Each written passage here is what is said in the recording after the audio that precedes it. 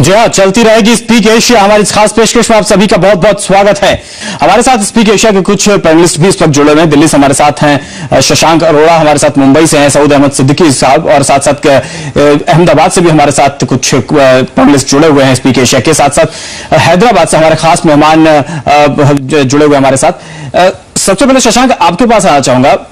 जब से ये खबर आई है, क्या कुछ माहौल यहां पर बदला हुआ लग रहा है? क्या कंपनी में आप लोग का भरोसा दोबारा वापस लौटा है?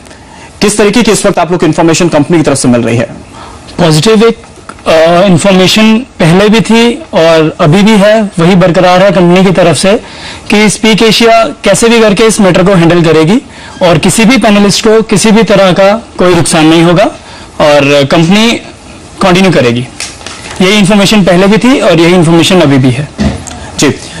और खासतौर से क्या जिस तरीके से आप लोग के पैसे ब्लॉक थे और जो पुराने पैसे इस बीच में जो आपको सर्वे हो रहे, वो पैसे के बारे में कंपनी ने कुछ बताया आपको? क्या किस तरीके से आपको उसकी डिलीवरी होगी, कैसे मिलेगा? जिन लोगों ने कैश रिक्वेस्ट प्लेस किया था रिवॉर्ड पॉइंट्स के अगेंस्ट, और सबके रिवॉर्ड पॉइंट उनके अकाउंट में वापस आए हैं, जो कि आगे फर्दर वो दोबारा कैश रिक्वेस्ट प्लेस कर सकते हैं और प्रोडक्ट्स परचेज कर सकते हैं। इसी मंथ के अंदर वो भी चीज कंपनी स्टार्ट कर रही है और जो फ्रीज सिंगापुर बैंक में लगा था वो फ्रीज हट गया है और कुछ फॉर्मेलिटीज के बाद दोबारा से सब चीज कैश रिक्वेस्ट कंपनी लेना शुरू कर देगी। जी। और हमारे साथ मुंबई से भी कुछ पैनलिस्ट बने हुए। सऊद अहमद सिद्दीकी साहब हमारे साथ है मुंबई से।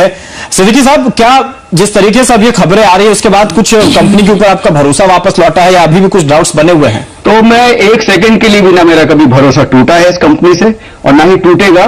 और मैं कॉन्फिडेंस के साथ कह सकता हूं कि जो हमारा पैसा, जैसा भी शशांक साहब ने बताया कि ये आ जाएगा, तो मैं तो समझता हूं कि ये मेरी पॉकेट में है और जैसे ही जो रेगुलराइज हो जाएगा, जैसे कि आपने बताया, और हमारा पैसा हमें जो बाकी बैलेंस है, जो भरोसा जो स्पीक एशिया के पैनलिस्ट हैं, जो उनके सब्सक्राइबर्स हैं, उनका भरोसा अभी तक कंपनी पर बरकरार है।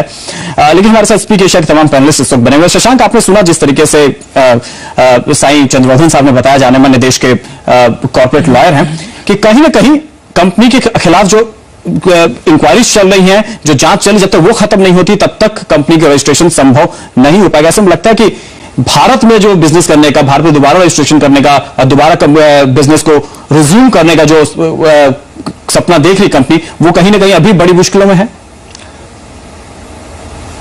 शशांक, कंप्लेंट्स किस तरह की हैं? जैसा मैंने किसी न्यूज चैनल पे देखा था कि उसमें कहा गया था कि स्पीक एशिया से पैसे निकलवाइए और हमें बताइए, इस टाइप का कुछ न्यूज था, मैंने किसी चैनल पे देखा था।